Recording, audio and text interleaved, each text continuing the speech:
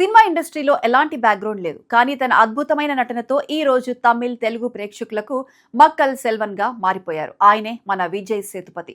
తెర మీద ఆయన నటన చూసి మనం ఎంతో ఎంజాయ్ చేస్తాం, కానీ ఆ స్థాయికి చేరుకోవడానికి ఆయన పడిన కష్టాలు, చిన్నతనంలో ఆయన ఫేస్ చేసిన ఆర్థిక ఇబ్బందులు వింటే ఎవరికైనా కన్నీళ్లు రాకమానవు. ఇటీవల ఒక ఇంటర్వ్యూలో విజయ్ సేతుపతి తన చిన్ననాటి కష్టాలను గుర్తు చేసుకున్నారు. చిన్నప్పుడు వాళ్ల కుటుంబం తీవ్రమైన ఆర్థిక ఇబ్బందుల్లో ఉండేదట.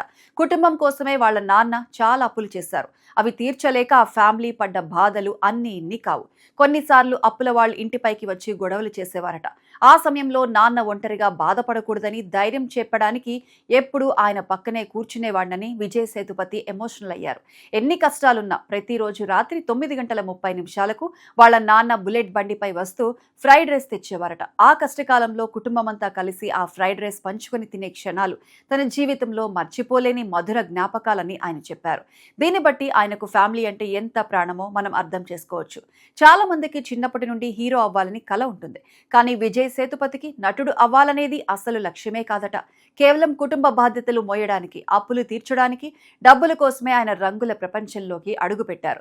సినిమాల్లోకి రాకముందు ఆయన చేయని పని లేదు. స్కూల్ రోజుల్లోనే కూలి పనికి వెళ్లారు. ఆ తర్వాత రీటైల్ స్టోర్లో సేల్స్ మ్యాన్ గా, ఫాస్ట్ ఫుడ్ సెంటర్లో క్యాషియర్ గా, చివరికి ఫోన్ బూత్ ఆపరేటర్ గా కూడా పనిచేశారు. ఆ తర్వాత కొన్ని రోజులకు దుబాయ్ వెళ్లి అక్కడ అకౌంటెంట్ గా కూడా ఉద్యోగం చేశారట.